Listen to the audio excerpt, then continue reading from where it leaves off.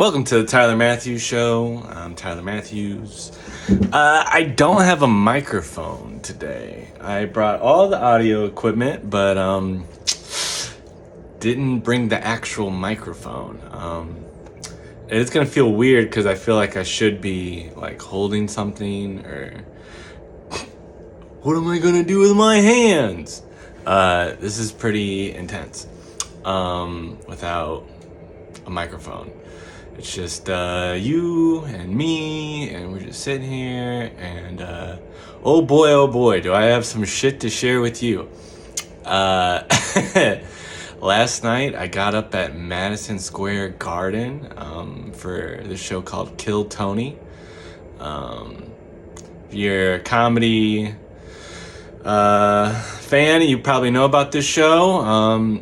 If you don't, it's this guy named Tony Hinchcliffe. He gives like new comics like a minute to do a set, and then you kind of like talk to the judges after that, and you guys roast each other or talk or whatever.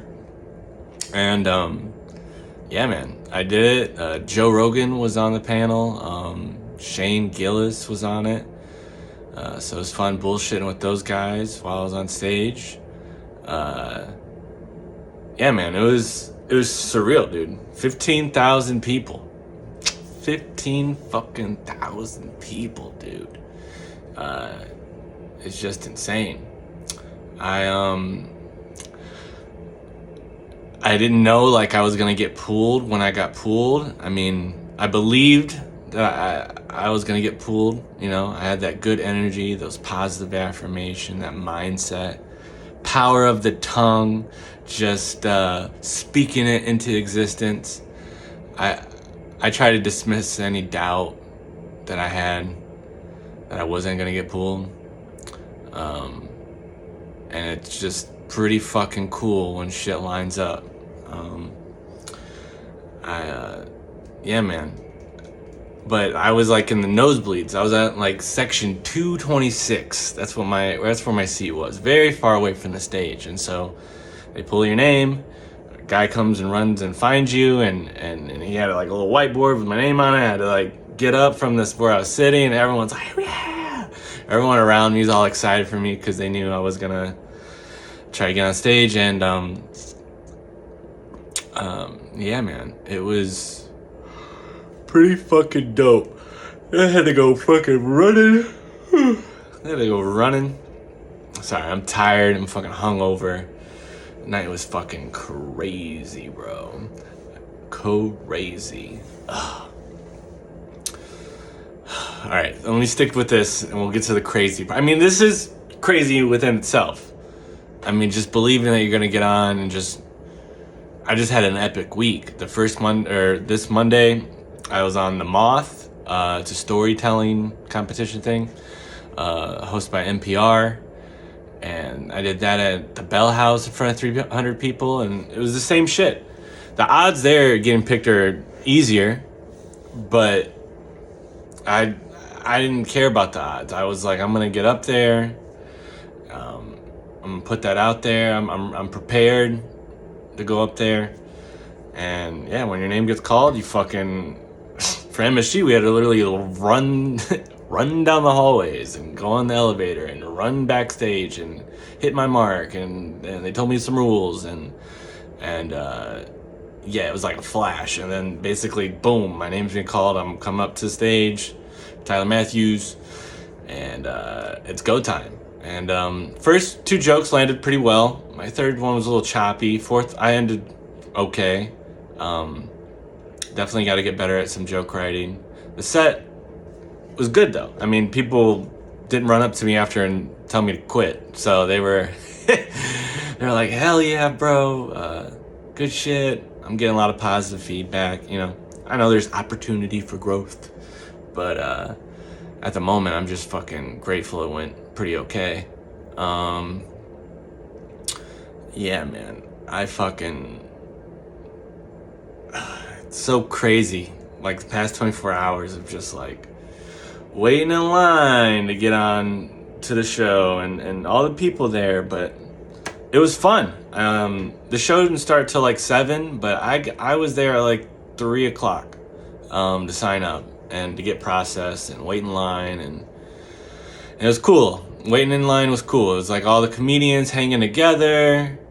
You know, there's a lot of out-of-town folks, you know, but that's cool. It was fun seeing people in the New York scene. It was like a little reunion, a little get-together.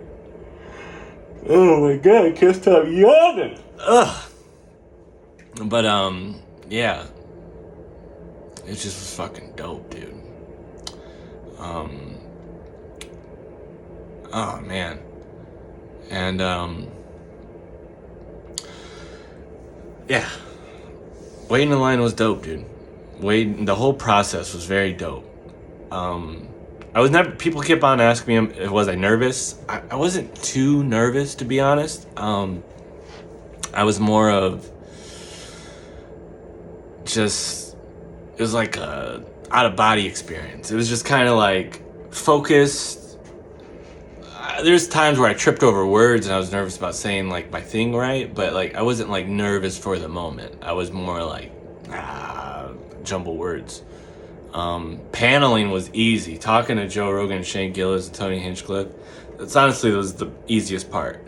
I could have been funnier. There was opportunities for zings. I was just more grateful to be up there, and I was just letting them do their thing. And I just laughed along at whatever they fucking said. Yeah, I was just so grateful and happy for that moment. And yeah, dude. And then when I got done, got off stage, I couldn't. They just tell you to go back to your seat, and I was like, I couldn't fucking sit down. I tried to go back to my seat, and you know, saw the section. Everyone was like, woo, high fives all around. But then I just like walked around the concession stand at Madison Square Garden, like where you get your beer and the pizza and the hallways, and I just walked around there, and I would like look at the show a little bit, you know. I'd watch a couple of my other buddies who got on, and see their set, and the fucking lineup was just insane. It was like Andrew Dice Clay, Ron White, Jim Norton, fucking just legends. Big J Okerson, he gave me a dap before I went on stage. He told me to have fun. That was pretty surreal. That was cool. Yeah, man, it just was a ball. And so like, you know, I honestly didn't mind just leaving the arena right after my set. Like I I was like, damn, this is dope, this is great. But then something told me just like enjoy the night, enjoy the moment, you know, this moment's for me.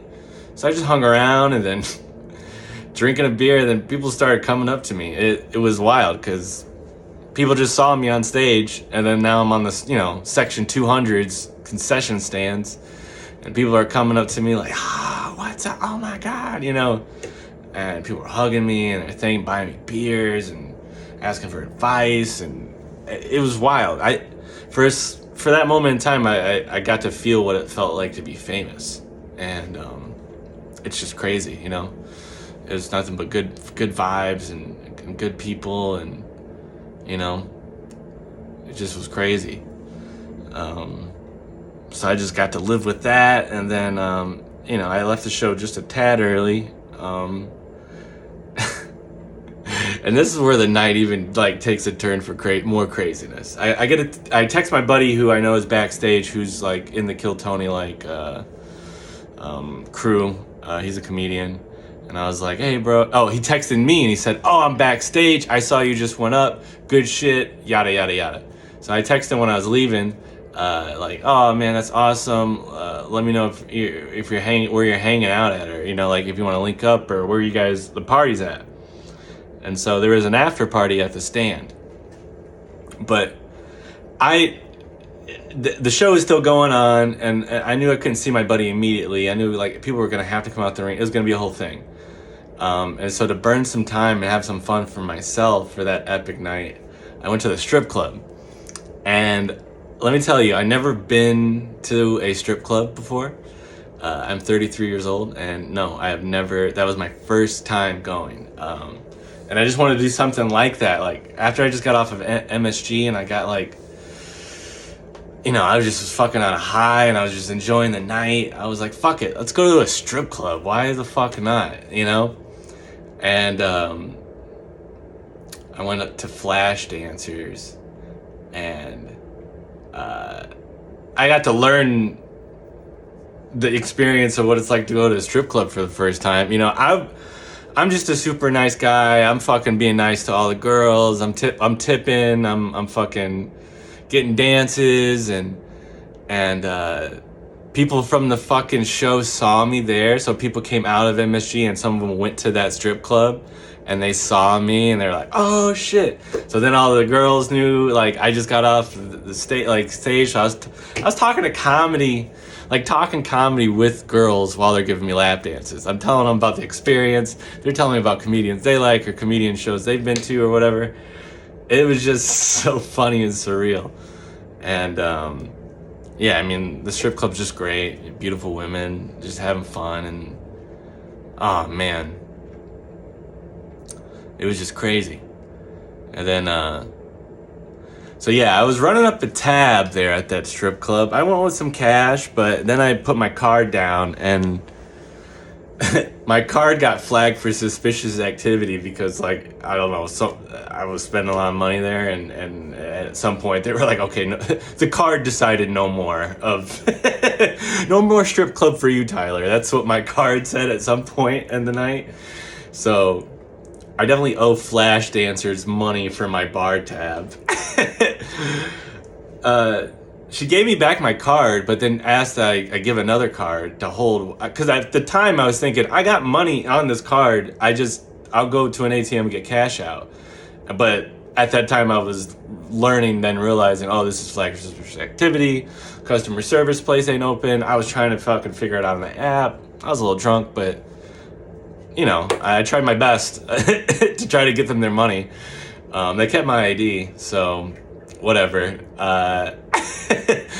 It could be kind of metaphorical, though. You know, I'm gonna get a new ID. I just ordered a new debit card. I don't know. I'll wait till Monday to call the bank because it's the weekend. Figure out what the hell, if my account's locked, or I don't know what's going on. I try to figure it out over the app. I tried to like do things to fucking Zelle myself and Zelle other shit, and it's whatever. I tried my best to get, and also it was the bar. It wasn't, all the girls got their money. All the girls got their money. They got tips. I just owed the bar drink money. I think I owe them a couple $100, but whatever. I'll see you when I see you. Definitely want to be back there. I had a great time. So thanks. Yeah, man. Dude, it was just epic. And so after that, I got out of the strip club. I wanted to still kind of see my buddy and still kind of go to the after party. But he texted me. He was like, you know, I'm here at the stand, but I don't know if you can get in. But we'll link up when we link up, or something to that effect. You know, like. And I was like, you know what? I'll just show up and see what happens. And what was crazy was I didn't even have an ID because the strip club kept my ID.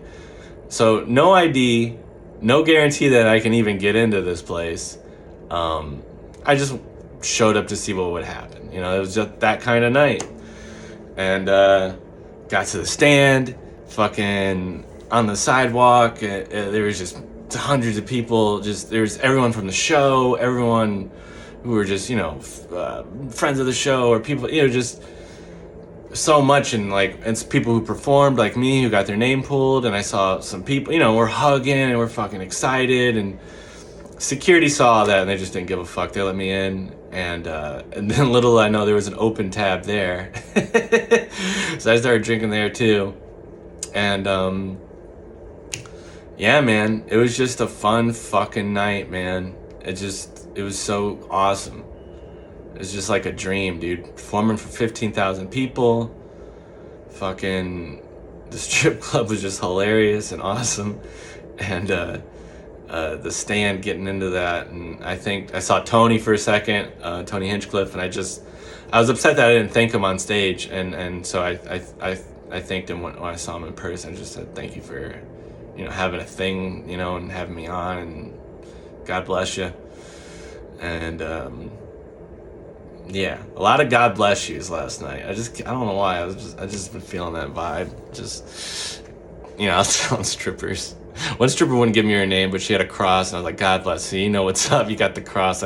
She was a little ferocious. She was a little. Some strippers will try to get you riled up more than others. It was just so funny, the stripper experience. I probably had dances with like 5 or 6 different girls, and some of them we just talked comedy the whole time while they were on top of me. Some of them were like trying to, grab my dick and get me excited and fucking. I was like, I don't know if these are in the rules. Are you allowed to do that, ma'am?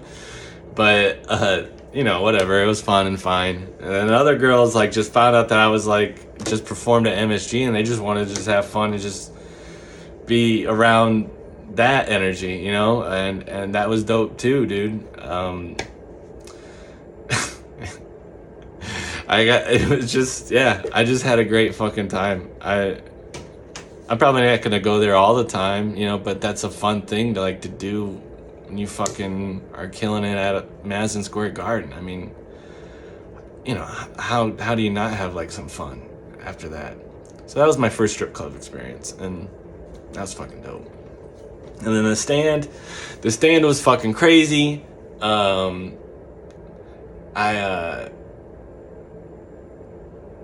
stand was crazy because just seeing the showrunners and people who are on set, and I saw people from Austin who I haven't seen in a long time. Just old comedy buddies that I started out, 8-9 years ago with in Virginia, and it was just exciting, dude. It was good, exciting shit, and I just was so fucking blessed, dude. Blessed for the whole experience. And we're just gonna keep moving forward, dude. Everything's gonna be good. Everything's fucking awesome. This is a new beginning for me. That's how I feel, This isn't like the peak. This is actually just the initial steps.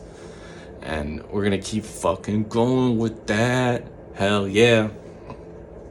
So, I'm excited for whatever comes my way. Any issues that I have, or any obstacles or any opportunities to learn and fucking get better and fucking, more experience. It's just fucking dope, dude. Oh, man. I'm just looking at the Brooklyn Bridge right now. The Brooklyn Bridge, Williamsburg Bridge, and the water, and the fucking city. New York City's just fucking great, dude.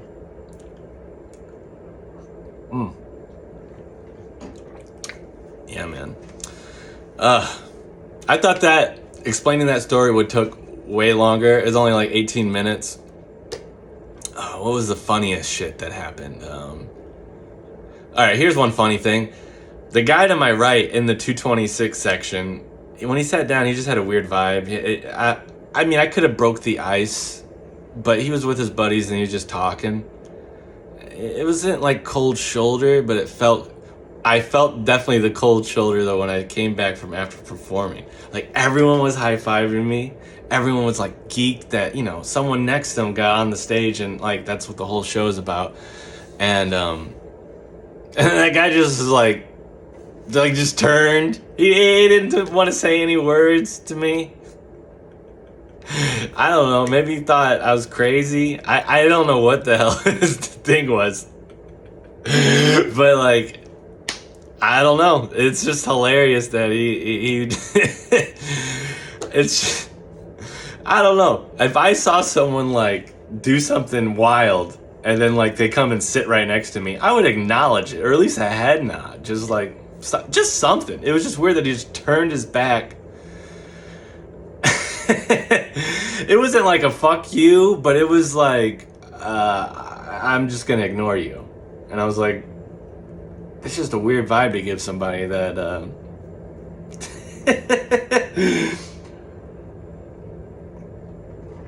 yeah, man. Maybe he was really disappointed in my set. Maybe he was really disappointed in the things that I said.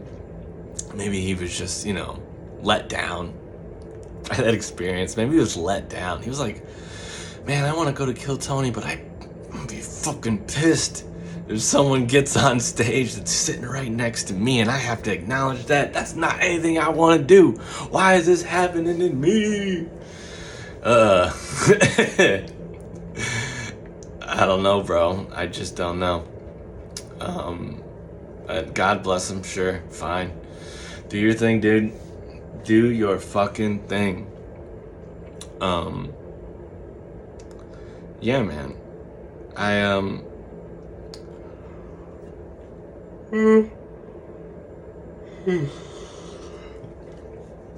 truth will set you free, dude. The truth will set you free.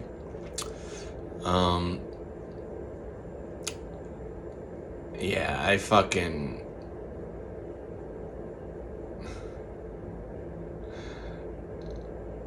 I want to not say anything to incriminate myself. That sounds so bad.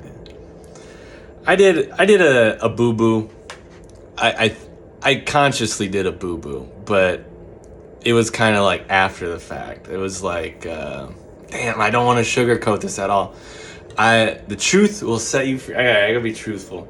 I fucking took the company Uber home. And it was because my card wasn't working. I thought that I was gonna fucking... I thought that it would still work, and I thought that I could still use my shit. I mean, I just got paid. Friday was my payday. But I don't know what it was. Like, it locked down everything. Whatever they flagged it for or whatever. So I'm trying different ways to like order my Uber, and then I was like, the only way I'm getting home is 4 a.m. I gotta take this company Uber and then lie about it later. Or see what happens. I mean, if anybody from my job sees this, I mean, this is the tell-all, but, and thank you for allowing me to get home after doing a set at MSG. If I get confronted about it, my go-to is just to either lie or just shrug my shoulders or say, oops, I'm sorry. I'll try to remedy the situation however I can. I'm so sorry. I'll make sure this never happens again, kind of thing. Just like a standard political office answer, just, acknowledging I did something wrong. However, I'm going to put steps forward to make sure it doesn't happen again. And I apologize. And, any repercussions or, consequences for my actions, I'm excited to take and learn from it, and whatever happens. Thank you. So I get like a salty fucking like I'm not lying, but I'm not being 100% truthful. And working at a law firm, you kind of learn sometimes that's how you have to conversate. I don't know if it's how you have to conversate. I would say it's a modality of conversation to be, I don't know, I guess, I don't want to say balanced. I guess balanced, right? You're trying to balance like your intentions versus like the output of like what your words are. I mean, you're bullshitting yourself, but to a degree, you're just trying to like dress up statements so that it's received in a certain manner. And I mean, that's what I do with comedy. I try to, put words together to elicit like, laughter. And yeah, I don't know. I'm super grateful for this job, dude. Being at a law firm, office managing. I'm the lowest on the totem pole, but I get a lot of resources, and more than anything, I've kind of like learned more shit, like just like New York, how it runs, how like, lawyers like negotiate and litigate. I mean, just this world wasn't privy to me. I had like an abstract view of all this. And then seeing it up close, it is what it is. The people are great to me, outside of like, normal stuff, they're going to war. That's how some of them feel, when they're taking on a case or they're representing a client, they're going to war for them. And using that like conversation techniques I just talked about, like how I used to talk about how I took a company Uber home. They use that modality of talking to like fight for people, and they're gonna use every fucking verbiage possible to make sure that like they do their job to the best extent that they know how to do. And I respect that a lot. I like it a lot. Sometimes doing it myself, it gets a little salty. For example, I answer the phone a lot, and I've had people tell me like, you know, like, because there's different people who ask questions just when they call a law firm, and they think that they can get an answer right away. And sometimes when I first started, I was more than willing to help everyone and anyone that I could possibly help with like knowledge stuff. Like, you know, they ask a question, and you know, I would, you know, be, you know, political about it, like, hey, I'm not a lawyer, you know, this isn't advice or anything, but this is what I know, you know, you can do this, but can't do this, you know. How long does that take for this? Oh, it takes this long. How long, or how much money does it cost to do this? This is the ballpark, you know, this isn't a quote or anything, but this is generally what you could think about. You know, I gave real vague, helpful, you know, push people along, and some, you know, not all those people became clients or anything. They just, you know, were just people sometimes just seeking information, and they just called us, and, you know, whatever. But, you know, slowly but surely, you know, that graciousness with knowledge started going down and down, you know. Not that they can't find the answer anywhere else, and not that I'm holding them back, but, you know, my energy is finite, my attention span, I got stuff to do, you know, and I'm not trying to put any walls there, but this is more of a machine that I'm a part of than it is my actual me being me, you know. I do the best I can, you know. But, you know, I was told, like, sometimes even if I know the answer, it might not be, you know, it's not my job to give it, or don't do it, you know. And I guess it just goes all up to what your purpose is. My purpose is just to make sure everything just kind of functions here, you know. My job's not to like rewrite policy on how phone calls are taken, you know. My shit's just, I'm just here to just like mediate and like, you know, just mold and help, and they're the Play-Doh. I'm just helping make sure I do my part in the Play-Doh. That's a horrible metaphor, but you know,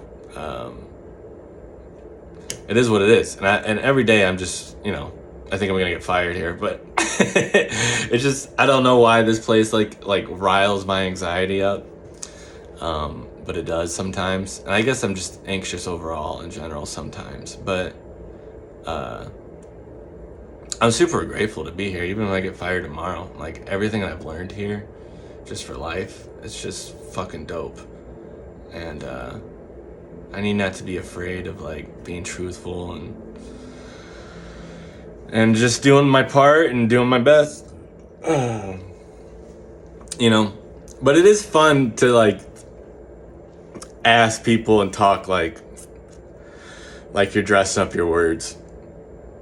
Like, for example, whenever I want to ask my other boss where I bartend at, sometimes he can just smell it from a mile away. Like, when I want to ask him for something, but I'm trying to ask it like in a way that's like sounds favorable to him, or not even sounds favorable, just like, here's one. I'd be like, do you have any objections to me doing this, you know? And he's just like, what the fuck are you saying to me? Like,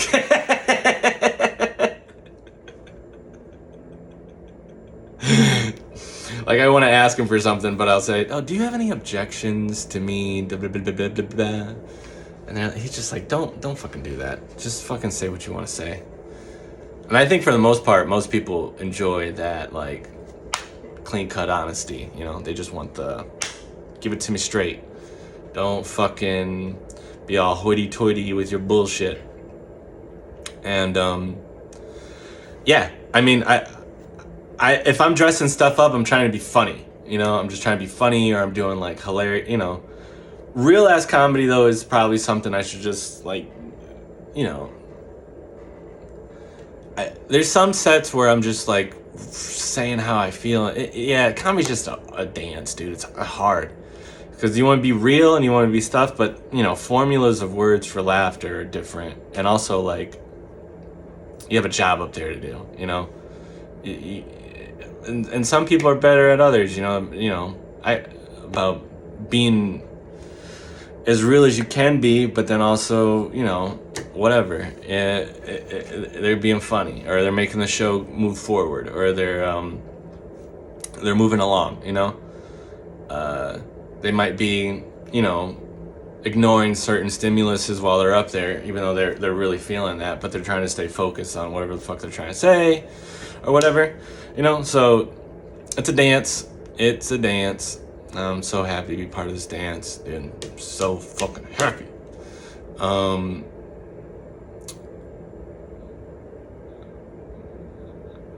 I don't know. Something tells me that I should just admit to my boss about the company Uber. I texted him and showed him my MSG set. He's just my bosses are just so interesting. It's hard to read them, and when I try, I feel like I'm just not really. I try to just put my heart and soul into like what I'm trying to say or do, or just my intentions for most things. And you know, it's being receptive. They're receptive to that, but I don't know. Things just get odd to me sometimes here, and I really can't put my finger on it. It's just like an odd energy sometimes, and sometimes it's not though. Sometimes it's just beautiful bliss, and it's wholesome and it's great. But and it's like, I don't know if that's just like lawyers, or if that's just being me being weird, or I don't even know what it is. You know.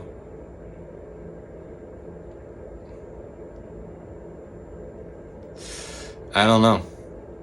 I'll just, you know, reality dictates everything. So I'll have my dispositions, and I'll be as genuine as I can. But you know, the reality of what things happen or don't happen, I'll definitely, like, if I get confronted about it, I'll definitely tell the truth. Maybe I don't have to like send over everything that I'm thinking about, or you know, any bad thing that I do. I love them. I love them for that. I love this place. I love them. Yeah, I'm just fucking grateful, and you know, and honestly, I don't think they give a fuck about the Uber, to be honest. I mean, of course, it's not a good look. And they probably don't want other people to know that I did that, and that's a thing. But I don't know. I just don't know. I'll see what the universe does, and I'll fucking tag along to everything and try to be synced in. That's all we can do, right? That's all we fucking can do.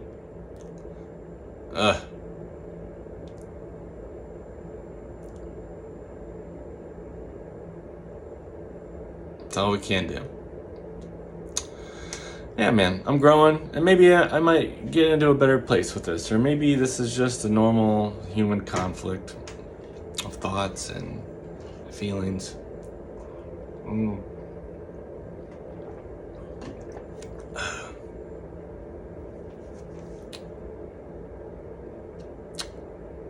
Yeah. I shouldn't fucking think about it too much. I should just move on. We'll see what happens. We'll definitely see what happens. And I'll take anything that comes my way with a smile and just be happy, man. I'm just gonna be happy.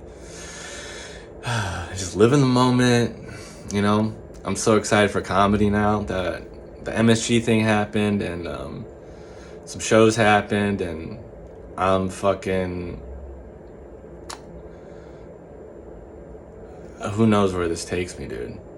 As long as I just keep that integrity to myself and the game and the universe, that's all it takes, man. That's all it fucking takes. Ugh.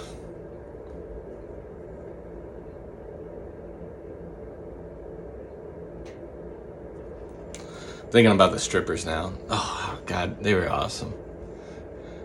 Yeah, I could see how... I don't know. I didn't see anything bad. It is weird to see other people getting dances, though. I didn't care for that too much. Like, walking around the club, or the strip club, and, like, seeing someone else get a lap dance, it's just like, ugh, look at that. Ugh. It just is, like, a weird thing. And I guess everyone has their own energy and with their own thing. I don't know. But I didn't care to, like, watch another man get a dance from... And it's not like it was, like, the same girl or different girl. I didn't even give a fuck about that. It's just... Looking at some lap dances was just like... Yeesh. And I don't... It's just like... It wasn't, like, a big ick, but it was like, I don't want to pay attention to that. Like, oh, man. I don't know what grossed me out about it. It's just some... And some of the girls, too, I enjoyed the different energies of the different girls that gave me dances. I think that I will now try to filter that out more for the next time. Like, someone I vibe with versus just, like... I think the first time that I was just experiencing anything. Anyone who literally asked me to come dance, or asked for it, do I want to dance, I just said yes. I didn't know... But then I found the girls who were having fun with the MSG thing, and they were like, hyping me up, and we exchanged Instagrams. I had one of them fucking message me today because I posted the clip, and they said, good job, amen, or something. And they said something really sweet. And I was like, hell yeah, dude, fucking, I do remember one thing I did at the strip club that I wasn't too proud of, that I didn't like. It was one of the girls, I had like 2 or 3 girls with me because they were just talking, and then one of the guys was like totally noticing the girl. And I saw how they operate, they're there, well, at least the job to me, like if anybody gives you any attention or whatever, or whoever they pick, I guess, I don't know. But like, I introduced him to her, and I was like, really what I thought was, I was like, hey, here's an opportunity for you to go make money. But then in a weird way, I felt like I kind of like pimped her out or dismissed her. I don't know. The vibe shifted when I did that. I don't think she liked it at all. Maybe it felt like her boss doing something, or I don't even know. But I was like, all right, well, I won't ever do that again.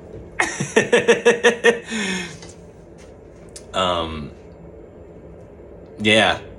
And I think she was probably having a good time with me, and we're joking and laughing. So maybe that's also another thing. Maybe I took her out of her, like, that mindset, but whatever. Live and learn. So, excited about that.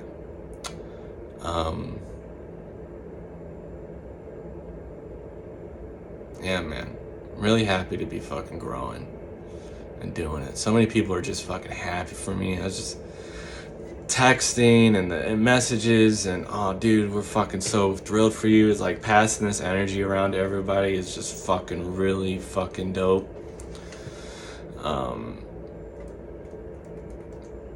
Yeah, man, I didn't know that it's just gonna be a wave, dude. I'm just gonna ride the wave, and no fucking company Uber's gonna stop that fucking wave, dude, at all. Shouldn't even fucking worry about it.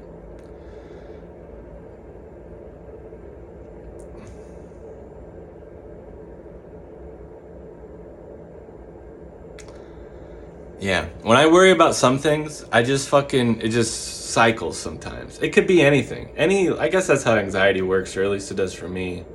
Like when I fucking get like anxious about something, or I start worrying about something, or I get nervous, or I'm getting scared,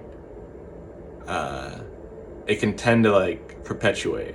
Like it's like a loop of thoughts. And I have tricks to like get me out of it. Usually it's like gratitude,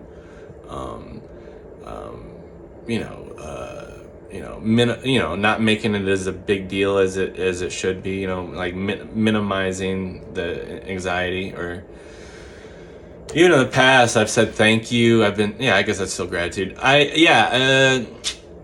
But breaking yourself out of that loop and like fucking transcending that is, I think, pivotal for like keeping yourself like on a higher plane than the lower plane of just nervousness and scaredness and anxiety and shit.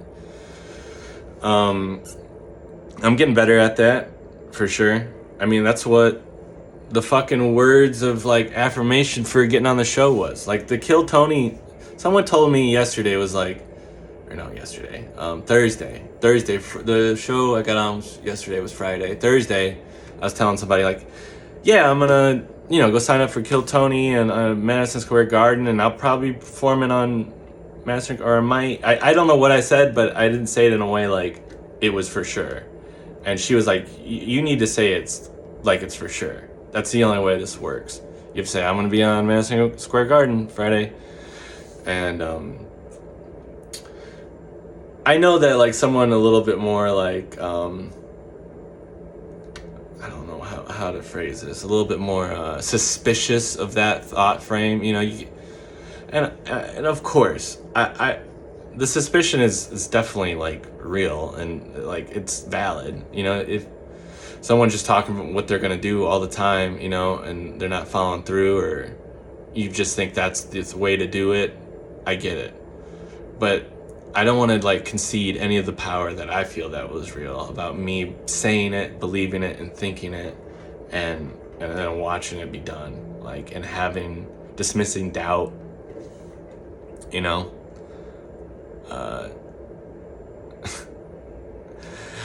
I just want to say like the same Kanye line, some people ask me, what would I do if I never got on Kill Tony? I guess we'll never find out. Or I guess we'll never know. Hell yeah. And that's the vibe I'm on, bro. Don't ask me about this or that, because I guess we'll never know. And that's the podcast, folks. I should start plugging shit now that this is a thing. Sunday, I'm going to be at Pub Key.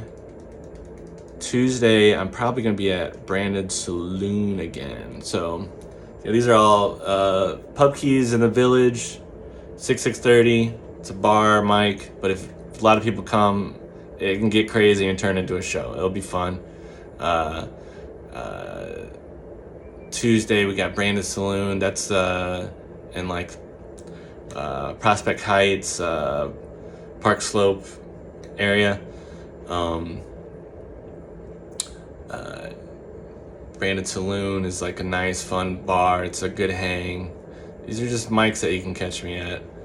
I don't know if I have any shows next week. I don't think I do. And I'm not even gonna like start running around trying to like, hey, I was just on Madison Square Garden, put me on your show.